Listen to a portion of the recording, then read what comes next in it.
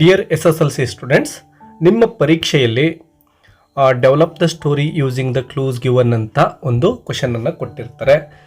ಇದು 3 ಅಂಕಗಳಿಗೆ ಬರ್ತಕ್ಕಂತಹ ಒಂದು ಪ್ರಶ್ನೆ ಆಗಿರುತ್ತೆ. ಸೊ ನೀವು ಇಲ್ಲಿ ಗಮನಿಸ್ಬೋದು, ಕ್ವಶನ್ ನಂಬರ್ 32ದಲ್ಲಿ ಪ್ರತಿ ವರ್ಷವೂ ಕೂಡ ಈ ಒಂದು ಕ್ವಶನ್ ಬಂದೇ ಬರುತ್ತೆ. ಇದು 2024ರ ಒಂದು ಎಕ್ಸಾಮಲ್ಲಿ ಕೇಳಿರ್ತಕ್ಕಂತಹ ಒಂದು ಪ್ರಶ್ನೆ ಆಗಿದೆ ವಿದ್ಯಾರ್ಥಿಗಳೇ. ಸೊ ಈ ಒಂದು ಕ್ವಶನನ್ನು ನಾವು ಯಾವ ರೀತಿ ಆನ್ಸರನ್ನು ಬರಿಬೇಕು ಈ ಕ್ವಶನ್ಗೆ ಅಂತಕ್ಕಂಥದ್ದನ್ನು ಇಲ್ಲಿ ನಾನು ತುಂಬ ಸಿಂಪಲ್ಲಾಗಿ ನಿಮಗೆ ಹೇಳ್ಕೊಡ್ತಾ ಇದ್ದೇನೆ. ನೋಡಿ, ಮೊದಲನೇ ಕೆಲಸ ಏನಪ್ಪ ಅಂದರೆ, ಇಲ್ಲಿ ಕೊಟ್ಟಿರ್ತಕ್ಕಂತಹ ಕ್ಲೂಗಳನ್ನು ನಾವು ಸರಿಯಾಗಿ ಗಮನಿಸಬೇಕಾಗುತ್ತೆ. ಆ ಒಂದು ಕ್ಲೂಗಳನ್ನು ಗಮನಿಸಿದಾಗ ನಮಗೆ ಒಂದು ಸ್ಟೋರಿ ಅಲ್ಲಿ ನಮಗೆ ಕಂಡು ಬರುತ್ತೆ. ಆಲ್ಮೋಸ್ಟ್ ನೀವು ಇಂತಹ ಸ್ಟೋರಿಗಳನ್ನು ನೀವು ನ್ಯೂಸ್ ಪೇಪರಲ್ಲಾದರೂ ಅಥವಾ ನಿಮ್ಮ ಸ್ಟೋರಿ ಬುಕ್ಗಳಲ್ಲಾದರೂ ಅಥವಾ ನಿಮ್ಮ ಶಾಲೆಗಳಲ್ಲಾದರೂ ಕೂಡ ಸ್ಟೋರಿ ಕೇಳಿರ್ತೀರ.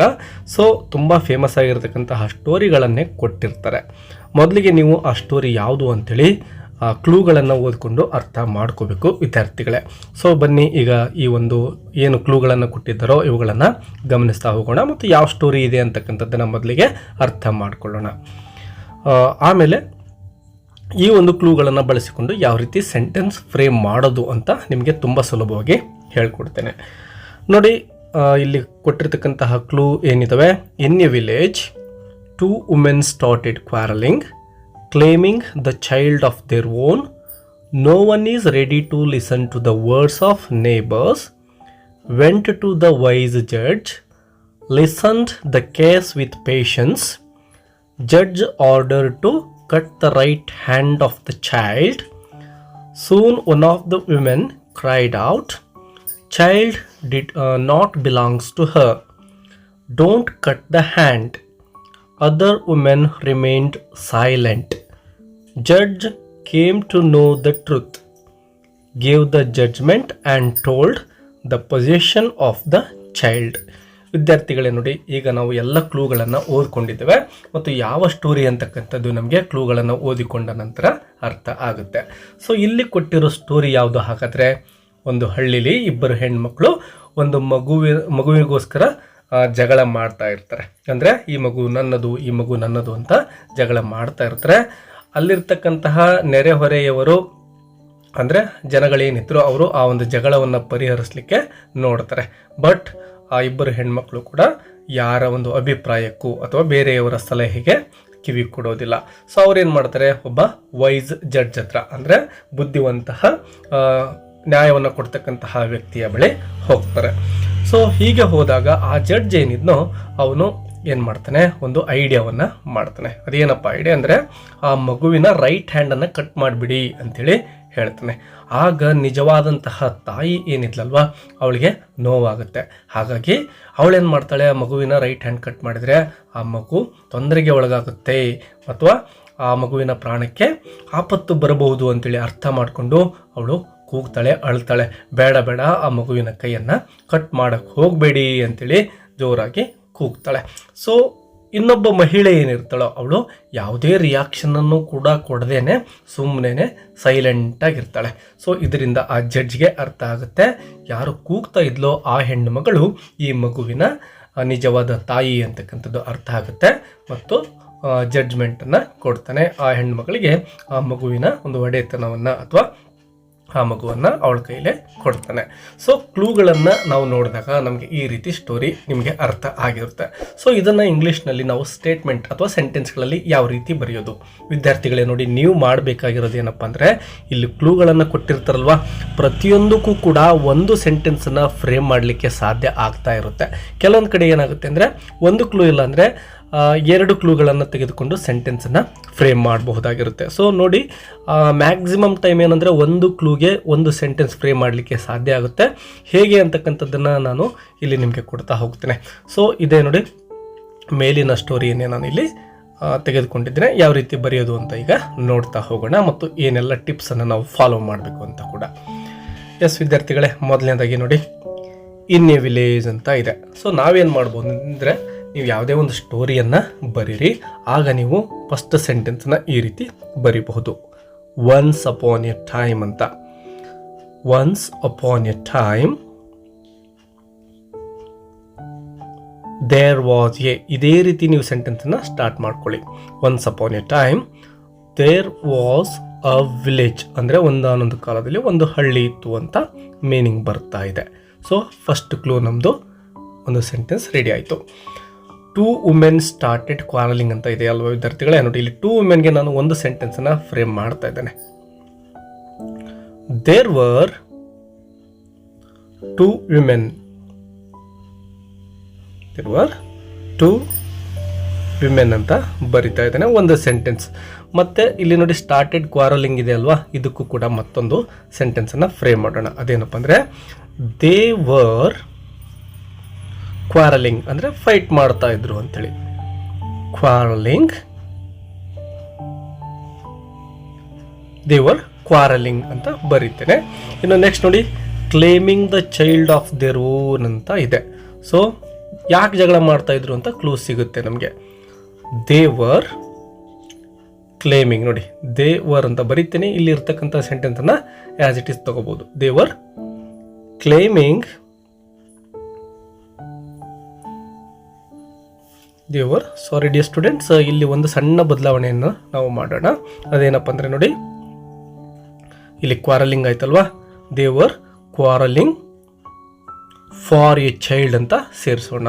ಯಾಕೆಂದರೆ ಅವರು ಜಗಳ ಮಾಡ್ತಕ್ಕಂಥದ್ದು ಮಗುವಿಗೋಸ್ಕರ, ಹಾಗಾಗಿ ಈ ಎಕ್ಸ್ಟ್ರಾ ವರ್ಡ್ಸನ್ನು ನಾವು ಇಲ್ಲಿ ಸೇರಿಸ್ಕೊಳ್ತೇವೆ. ಇನ್ನು ಮುಂದಕ್ಕೆ ಹೋಗೋಣ. ದೇವರ್ ಇದೇ ಒಂದು ಕ್ಲೂವನ್ನು ತೆಗೆದುಕೊಳ್ತಾ ಇದ್ದೇವೆ. ಥರ್ಡ್ ಕ್ಲೂವನ್ನು ದೇವರ್ ಕ್ಲೈಮಿಂಗ್ ಏನಂತ the child of their own ಅಂತೇಳಿ ನಾವು ಸೆಂಟೆನ್ಸನ್ನು ಫ್ರೇಮ್ ಮಾಡ್ತಾ ಇದ್ದೇವೆ. ಇನ್ನು ಮುಂದಿನ ಕ್ಲೂಗೆ ಹೋಗೋಣ. No one is ready to listen to the words of neighbours ಅಂತ ಇದೆ. ಅಂದರೆ ಆ ನೆರೆಹೊರೆಯವರು ಜಗಳವನ್ನು ಪರಿಹಾರ ಮಾಡಲಿಕ್ಕೆ ನೋಡಿರ್ತಾರಲ್ವಾ, ಸೊ ನಾವು ಅದನ್ನೇ ಬರಿತೇವೆ. ಏನಂತ ಬರಿಬಹುದು? ದ ನೇಬರ್ಸ್ ಅಥವಾ ದೇರ್ ನೇಬರ್ಸ್ ಅಂತ ಬರೆಯೋಣ. Their neighbours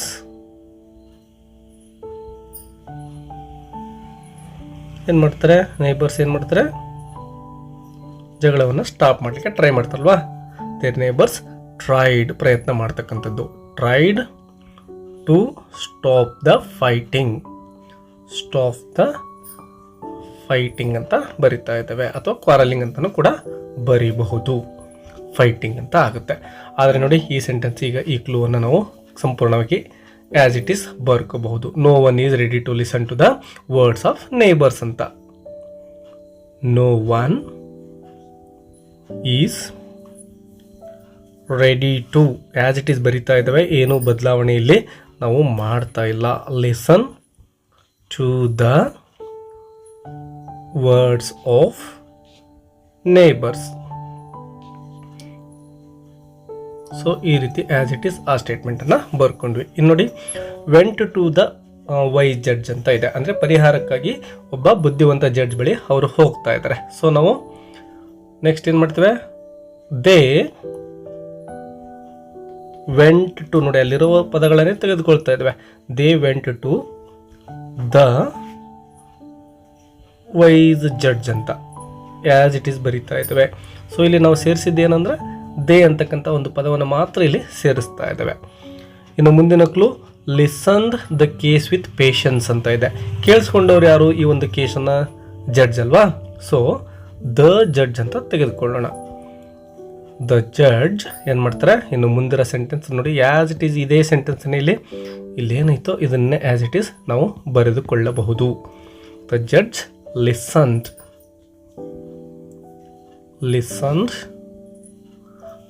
the case with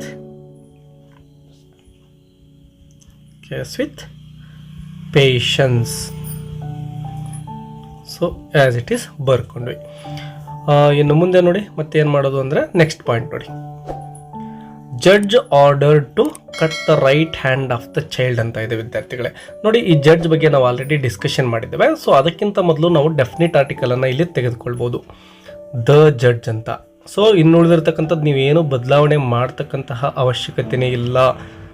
so ಈ ಒಂದು remaining part of the sentence ಏನಿದೆನೋ judge order to cut the right hand of the child as it is ಬರೆದುಕೊಳ್ಳಿ. The judge ordered to cut the right hand of the child ಅಂತ as it is ಬರೆದುಕೊಳ್ತಾ ಇದ್ದೇವೆ ವಿದ್ಯಾರ್ಥಿಗಳೇ. ಇನ್ನು ಮುಂದಿನ point ನೋಡಿ, soon one of the women cried out ಅಂತ ಇದೆ. ಸೊ ಯಾವಾಗ ಜಡ್ಜ್ ಆ ಒಂದು ಕೈಯನ್ನು ಕಟ್ ಮಾಡಲಿಕ್ಕೆ ಹೇಳ್ತಾನೋ ಆಗ ಒಬ್ಬ ಹೆಣ್ಮಗಳು ಏನು ಮಾಡ್ತಾ ಇದ್ದಾಳೆ, ಜೋರಾಗಿ ಕೂಗ್ತಾ ಇದ್ದಾಳೆ. ಸೊ ಆಸ್ ಇಟ್ ಈಸ್ ಇದೇ ಸೆಂಟೆನ್ಸನ್ನೇ ತೆಗೆದುಕೊಳ್ಬಹುದು ನಾವು, ಯಾವುದೇ ಬದಲಾವಣೆ ಇಲ್ಲದೇನೆ. Soon one of the women cried out loudly ಅಂತ ಒಂದು ಪದವನ್ನು ಸೇರಿಸ್ಕೋಬಹುದು ನಾವು. ಲೌಡ್ಲಿ, ಜೋರಾಗಿ ಕೂಗ್ತಾಳೆ ಇದ್ದಾಳೆ. ಈಗ ಈ ಒಂದು ಪಾರ್ಟ್ ಕೂಡ ಮುಗೀತು. ಇನ್ನು ಮುಂದಿನ ಒಂದು ಕ್ಲೂ ನೋಡಿ, child not belongs to her ಅಂತ ಇದೆ. ಅಂದರೆ ಯಾವ ಮಹಿಳೆ ಕೂಗ್ತಾ ಇದ್ಲೋ ಅವಳು ಏನಂತ ಹೇಳ್ತಾಳೆ, ಈ ಮಗು ನಂದಲ್ಲ ಅಂತ ಜೋರಾಗಿ ಕೂಗ್ತಾಳೆ. So one of the women ಅಂತಲ್ವಾ, ಸೊ ದ ವುಮೆನ್ ಅಂತ ಇಲ್ಲಿ ತಗೊಳ್ಳೋಣ ನಾವು. ದ ವುಮನ್ ಸ್ಯಾಡ್ ಹೇಳ್ತಾಳೆ ಅಂತ, ಸ್ಯಾಡ್ ದಟ್ ಚೈಲ್ಡ್ ನೋಡಿ, ಆ ಮಗು ಅಂತ ಹೇಳ್ತಾ ಇದ್ವಿ. That child not belonged to her ಅಂತ ತೆಗೆದುಕೊಳ್ತಾ ಇದ್ದೇವೆ. ಇನ್ನು ಮುಂದಿನ ಕ್ಲೂ ನೋಡಿ, ಡೋಂಟ್ ಕಟ್ ದ ಹ್ಯಾಂಡ್ ಅಂತ ಇದೆ ಅಲ್ವಾ, ಶಿ ರಿಕ್ವೆಸ್ಟೆಡ್ ಅಂತ ತೆಗೆದುಕೊಳ್ಳೋಣ ವಿದ್ಯಾರ್ಥಿಗಳೇ. ರಿಕ್ವೆಸ್ಟ್ ಮಾಡ್ಕೊಳ್ತಾಳಲ್ವ ಅವಳು, ಮಗುವಿನ ಹ್ಯಾಂಡನ್ನು ಕಟ್ ಮಾಡಬೇಡಿ ಅಂತ. So she requested not to cut. ನೋಡಿ ವಿದ್ಯಾರ್ಥಿಗಳೇ, ಈ ರೀತಿ ಬರಿಬೇಕು, ನಾಟ್ ಟು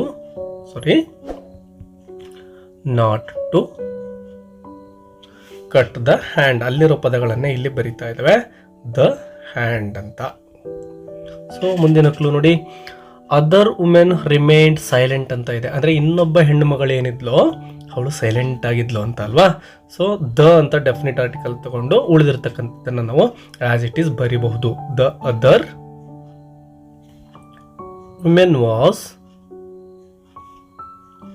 ಅಥವಾ ರಿಮೈನ್ಡ್, ಅಲ್ಲಿರೋ ಸ್ಟೇಟ್ಮೆಂಟೇ ತೆಗೆದುಕೊಳ್ಳೋಣ, ರಿಮೈನ್ಡ್ ಸೈಲೆಂಟ್.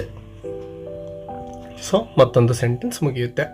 ಇನ್ನು ನೆಕ್ಸ್ಟ್ ಕ್ಲೂ ಏನಿದೆ ಅದನ್ನು ಗಮನಿಸಿ, judge came to know the truth ಅಂತ ಇದೆ. ಸೊ ಜಡ್ಜ್ಗೆ ಅರ್ಥ ಆಗುತ್ತೆ ಕೂಗಿದಂತಹ ಮಹಿಳೆ ಯಾರಿದ್ಲೋ ಅವಳೇ ನಿಜವಾದ ತಾಯಿ ಅಂತ. ಸೊ ಅದನ್ನೇ ಬರೀತೇವೆ, ದ ಜಡ್ಜ್. ನೋಡಿ ದ ಜಡ್ಜ್, ದ ಅನ್ನ ತೆಗೆದುಕೊಳ್ತಾ ಇದ್ವಿ ಡೆಫಿನಿಟ್ ಆರ್ಟಿಕಲ್ನ. The judge came to know the truth. ಯಾವ ಟ್ರುತ್ ಅಂದರೆ ಹಿ ಅಂಡರ್ಸ್ಟುಡ್. ನೋಡಿ ಇಲ್ಲಿ ಹೊಸ ಸೆಂಟೆನ್ಸನ್ನು ಸೇರಿಸ್ತಾ ಇದ್ದೇವೆ ವಿದ್ಯಾರ್ಥಿಗಳೇ. ಹಿ understood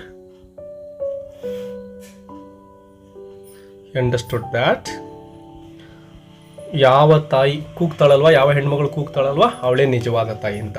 that the women who cried loudly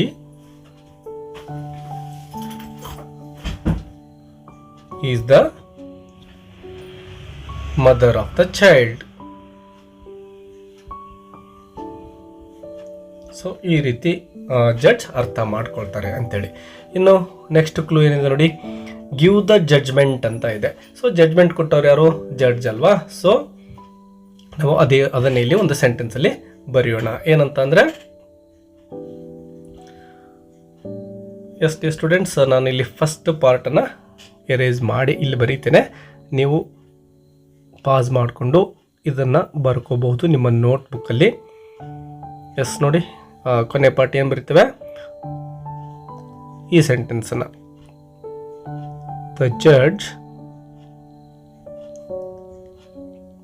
gave the judgement ಅಂತ ಆಸ್ ಇಟ್ ಈಸ್ ಬರಿತಾ ಇದ್ದೇವೆ. Judgement and told the position of the child, ಇದನ್ನು ಕೂಡ ಆಸ್ ಇಟ್ ಈಸ್ ಬರೀಬಹುದು. ಇಲ್ಲಿ ಹೊಸ ಸೆಂಟೆನ್ಸನ್ನು ಬರಿತಾ ಇದ್ದೇನೆ. ಹಿ he told, as it is sentence, so the position of the child ಅಂತೇಳಿ. ಸೊ ವಿದ್ಯಾರ್ಥಿಗಳೇ ಇಷ್ಟು ಬರಿಬೋದು. ಅದ್ರ ಜೊತೆಗೆ ನೀವು ಎಕ್ಸ್ಟ್ರಾ ಒಂದಿಷ್ಟು ಸೆಂಟೆನ್ಸನ್ನು ಸೇರಿಸ್ಬೋದು. ಇನ್ನೊಬ್ಬ ಹೆಣ್ಮಗಳಿದ್ದಲ್ವಾ, ಅವಳಿಗೆ ಶಿಕ್ಷೆ ಆಯಿತು ಅಂತಲೂ ಕೂಡ ಬರಿಬೋದು. ಸೊ ನೆಕ್ಸ್ಟ್ ಒಂದು ಸೆಂಟೆನ್ಸನ್ನು ಇಲ್ಲಿ ಸೇರಿಸ್ತಾ ಇದ್ದೇನೆ. The judge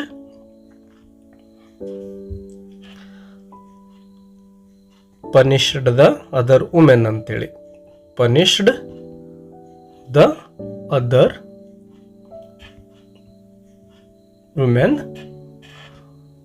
who said lie ಅಂಥೇಳಿ ನಾವು ಈ ರೀತಿ ಸೆಂಟೆನ್ಸನ್ನು ಬರೆದು ಸ್ಟೋರಿಯನ್ನು ಮುಗಿಸಬಹುದು ವಿದ್ಯಾರ್ಥಿಗಳೇ. ಸೊ ಈ ರೀತಿ ನೀವೇನು ಮಾಡಬೇಕು ಅಂದರೆ ಕೊಟ್ಟಿರೋ ಕ್ಲೂಗಳ ಸಹಾಯದಿಂದ ಸೆಂಟೆನ್ಸ್ಗಳನ್ನು ಫ್ರೇಮ್ ಮಾಡ್ತಾ ಹೋಗಿ. ವಿಡಿಯೋ ಹೆಲ್ಪ್ಫುಲ್ ಆಗಿದ್ದರೆ ಒಂದು ಲೈಕ್ ಕೊಡೋದನ್ನು ಮರಿಬೇಡಿ ವಿದ್ಯಾರ್ಥಿಗಳೇ.